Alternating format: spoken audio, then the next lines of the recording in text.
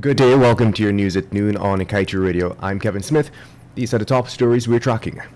Trini Prime Minister vows to conduct comprehensive review of oil and gas tax regime, wants petroleum profits tax and supplemental petroleum tax and better royalty for all onshore, shallow water and deep water projects. ExxonMobil fails to adhere to environmental permit but seeking more approvals. Environmentalists list 7 actions that must be taken for EPA to regain citizens' trust. EPA renews Liza 1 permit hours before midnight, and Jagdeo claims Chinese unable to raise money for a Mila hydro project. Meanwhile, Trinidad and Tobago to compete for deep water investments as gas resources dwindle. And in the murder of Health Ministry's driver, gunman confesses to killing Ron Person, and thief man eats and sleeps away in pastor's house. Get the full details of these stories and more after the break.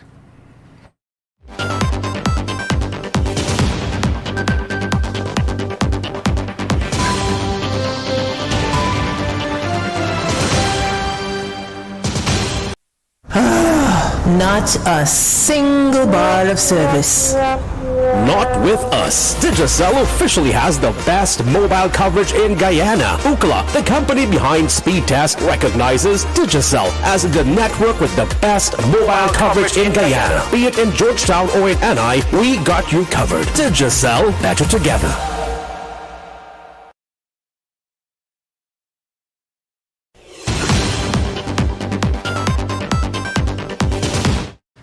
And now for the news in detail. As Guyana maintains its loyalty to the sanctity of the 2016 production sharing agreement that secures a meager 2% royalty from ExxonMobil and its partners, its CARICOM sister Trinidad and Tobago is moving in an entirely different direction. Like the USA, Canada, and the UK, which all increased their royalty rates and slapped companies with a windfall tax, Trinidad and Tobago has announced that it will be pursuing a comprehensive review of its oil and gas tax regime. During his featured presentation at Tuesday's opening of the Trinidad and Tobago Energy Conference, Prime Minister Dr. Keith Rowley categorically stated that he will be going after better petroleum profits tax, supplemental petroleum tax, and better royalty rates, which will be applied to all onshore, shallow water, and deep water projects. With the foregoing in mind, the Prime Minister told delegates in attendance that the outlook for oil production is promising.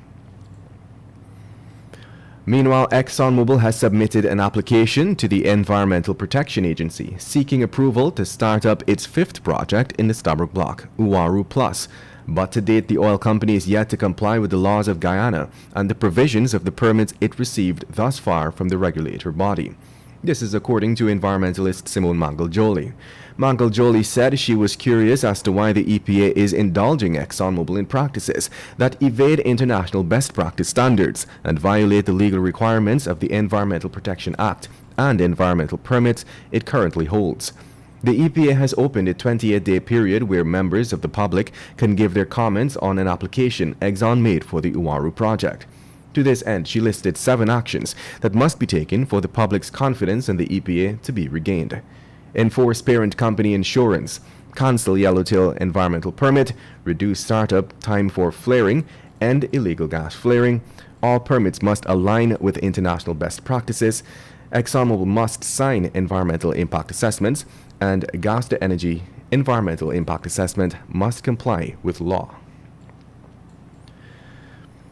In other news, hours before the environmental permit for the Liza Phase 1 project expired, Guyana's Environmental Protection Agency announced that it has renewed it for another 5 years for ESSO.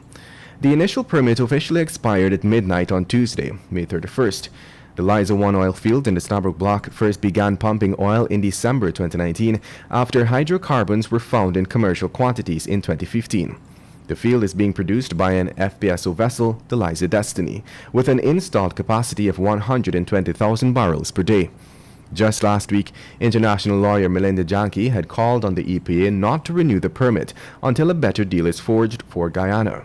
Janke had recommended for a new environmental impact assessment going forward, based in part on the fact that Guyana does have very strong laws in relation to EIAs.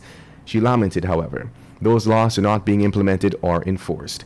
She also made reference to the minuscule gains from the company's current operations, which far outweigh the damage being caused in the same process. And now let's tell you, almost 2 decades since it was first promulgated as a solution to Guyana's energy demands, but had to be shelved on many occasions, the recently resuscitated 165 megawatt Amila Falls hydroelectric project has again been met with another snafu. This was confirmed by Vice President Jagdeo, who, during a press engagement at the office of the President on Monday, reported that the Chinese contractor, China Railway First Group, had been unable to secure the finances. As such, Jagdeo disclosed that in light of the developments, the government may very well have to retender the project. And moving on, given the uncertainty surrounding the end game for the oil and gas industry in light of the energy transition and challenges resulting from his country's dwindling gas supply stock, Prime Minister of Trinidad and Tobago Dr. Kaieteur Radio believes it is now more crucial than ever for Trinidad and Tobago to expeditiously explore, develop and monetize its remaining oil and gas resources. Accordingly, Dr. Rowley said Trinidad and Tobago has embarked on a series of bid rounds, with a deepwater bid round in December last year, the closing ceremony of which will be held on Thursday, June 2nd. He was keen to note that Trinidad and Tobago is of course not alone in the pursuit of deepwater exploration. He noted that several countries are actively promoting bid rounds at this time. The time is now moved on to 12 hours 8 in Guyana. We'll take a short break and return with more news.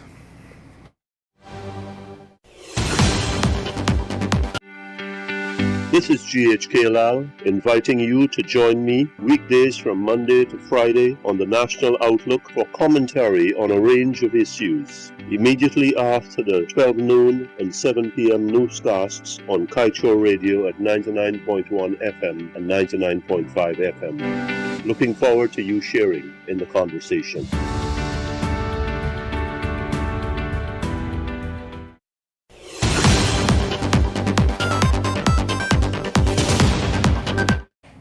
Dr. Rowley is of the view that his government, out of necessity, must engage with the rest of the world and particularly its regional neighbors so that it can continue to build and strengthen its economy.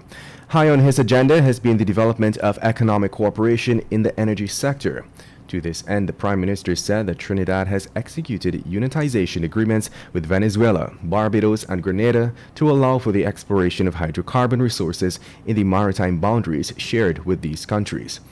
Further to this, Prime Minister Rowley told delegates that Trinidad has executed a memorandum of understanding with Guyana, also with Haiti, on cooperation in the field of energy.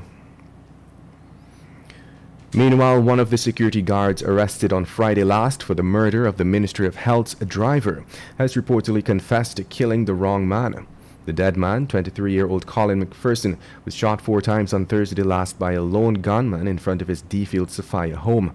According to police, he was hanging out with some friends when a gunman approached on a bicycle and opened fire. Police had moved to arrest 2 security guards on Friday at a house located at Chesterfield, Befield, South Sophia, after an eyewitness came forward with information.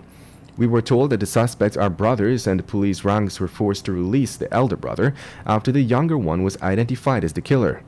The information that police received led them to a theory that McPherson's killer had shot the wrong man. While grilling the security guard, he reportedly cracked under interrogation and admitted that he had indeed shot the wrong person. In other news, on Tuesday, the Ministry of Health revealed that within the last 24 hours, a total of 135 new cases of COVID-19 were recorded across the country. The new cases, which were recorded from 1,396 COVID-19 tests, have brought the total number of confirmed cases to 64,763. According to the dashboard data, the new cases were detected in Region 4 with 69, Region 3, 23, Region 6, 21, Region 2, 9, Region 10, 5, Region 7, 3, Regions 5 and 9, 2 each, and Region 1, 1.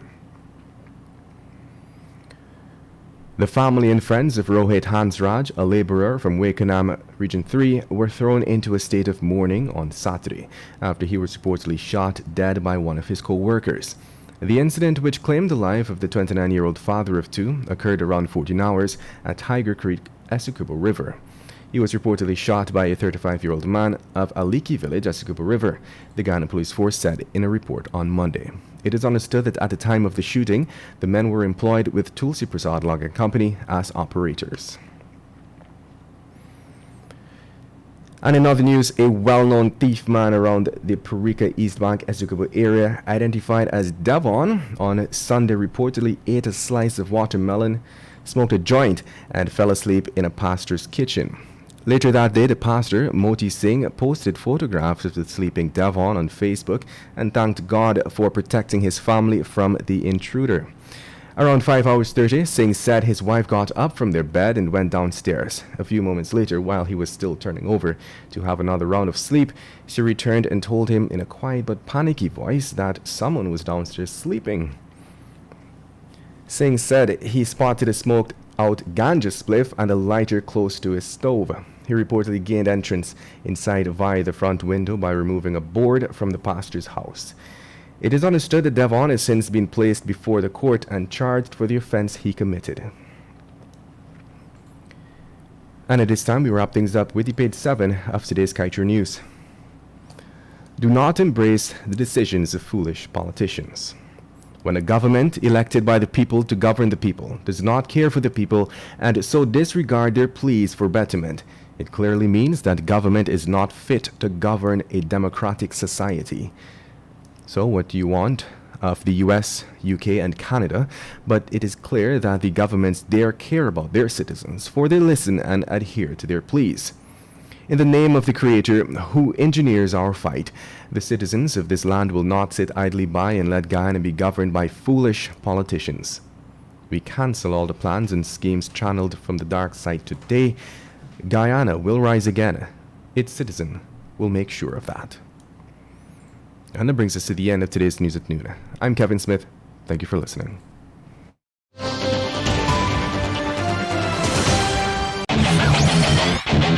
Want value for your advertising dollar? Then place your ads on Kaieteur Radio's newscasts. Streamed live on 6 different mediums, reaching hundreds of thousands. Advertise today and watch your dollar grow. Call us on 225-8465 or 226-8210 today.